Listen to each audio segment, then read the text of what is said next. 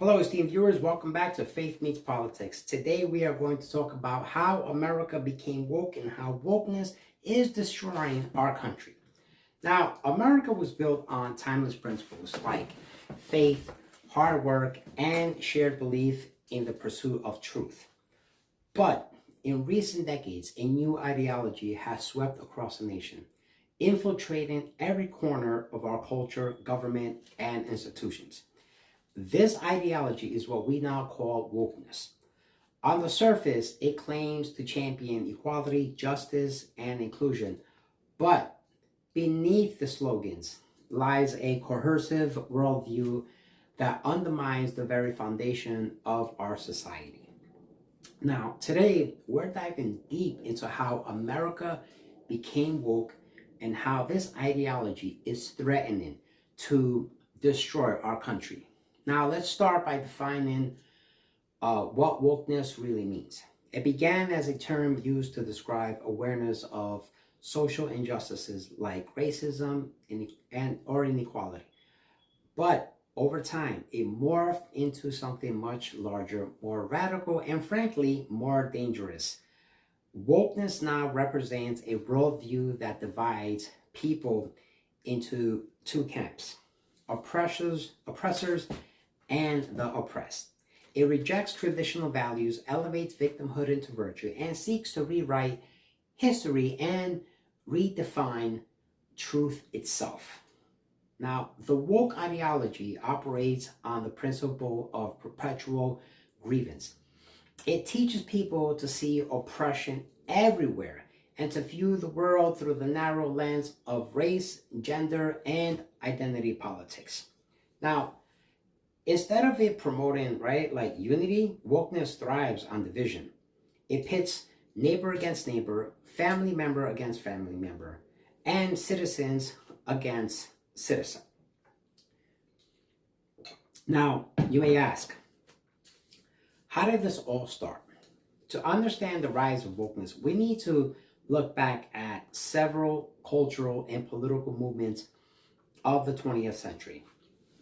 For example, the Frankfurt School of Critical Theory in the mid-20th century, a group of Marxist thinkers in Germany, believe it or not, known as the Frankfurt School, laid the groundwork for what we now call critical theory.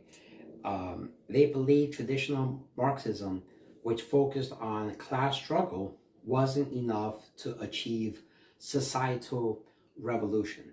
Instead, they expanded their critique to include culture, claiming that Western traditions like Christianity, the nuclear family, and capitalism were tools of oppression. Now, their ideas eventually gave rise to critical race theory, something that is now being taught in schools, gender theory, and other woke ideologies. These theories reject objective truth and promote the idea that everything, history, language, and art, are products of power dynamics. In the 1960s, a counterculture movement, the counterculture movement of the 1960s challenged authority and traditional values in unprecedented ways. While some positive changes came out of this era, like civil rights advancements, it also ushered in a radical rejection of faith, morality, and patriotism.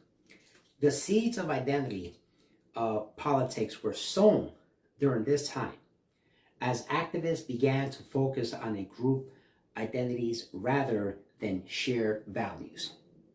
Now, let's talk about postmodernism and the death of truth.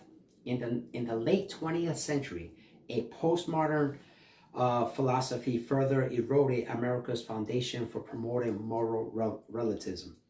The idea that there's no absolute truth. Under this worldview, everything becomes subjective. Suddenly, even the most basic facts like biological sex are considered social constructs that can be redefined at will.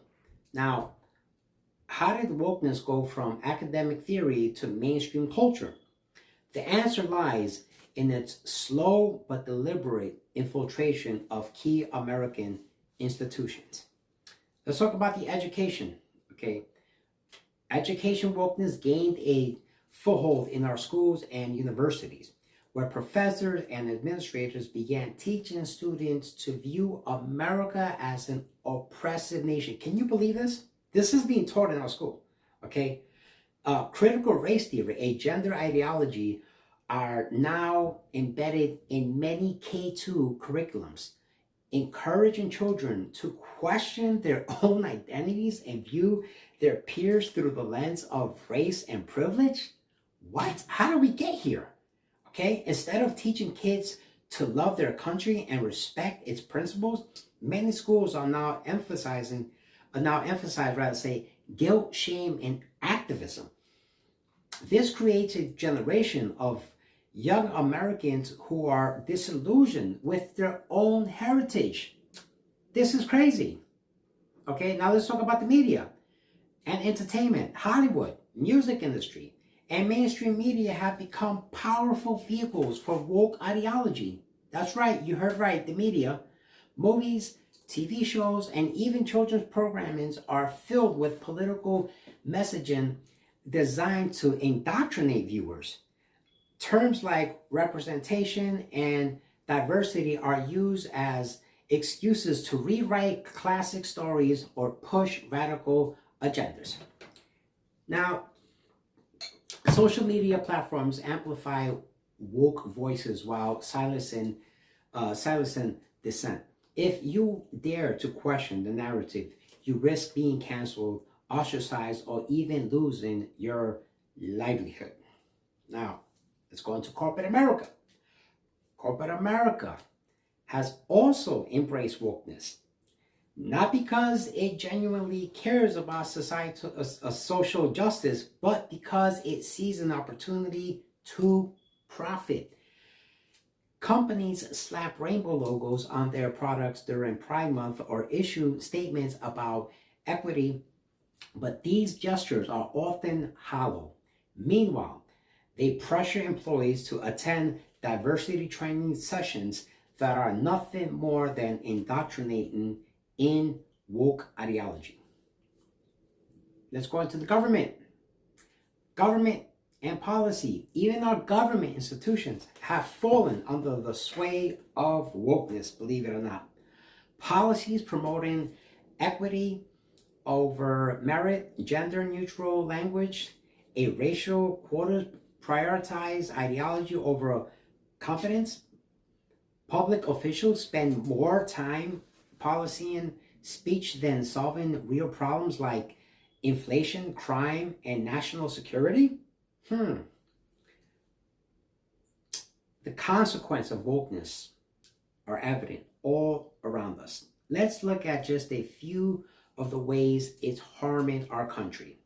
Number one, erosion of free speech. Wokeness has made free speech one of its primary targets. Cancel culture ensures that anyone who speaks out against the narrative faces immediate backlash. Universities, once of free thought, now have safe spaces and speech codes to protect students from ideas they don't like. Okay. The weakening of institutions by prioritizing diversity and inclusion over merit and excellence. Wokeness undermines the integrity of our institutions, whether it's the military lowering its standards to achieve gender quotas or corporations hiring based on identity rather than skills. This shift puts lives and livelihoods, okay, at risk. Family breakdown. Wokeness also attacks the family, which is the cornerstone of any healthy society. It promotes ideas like toxic masculinity, discourages traditional marriage, and confuses children about their own genders. The result is a generation of young people who are lost, lonely, and disconnected from their roots. How did we get this far? Okay. The moral decay at its core. Wokeness rejects the idea of objective morality. It tells us that right and wrong are subjective, that everyone should live their truth, no matter how destructive it might be. This moral relativism has led to skyrocketing rates of depression, addiction, and despair. We need God back in this country. We need God back in this country, okay? The division and tribalism, perhaps the most devastating consequence of wokeness, is the way it divides us. Instead of seeing each other as individuals created in the image of God, we're taught to view each other as members of competing groups.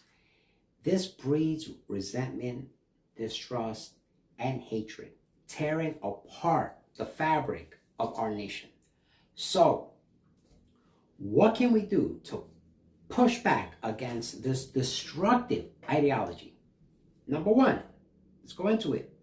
Speak the truth. First and foremost, we must commit to speaking the truth no matter the cost. This is a powerful weapon against lies. And as Christians and conservatives, we are called to stand, for what is right. All right. Number two, protect our families.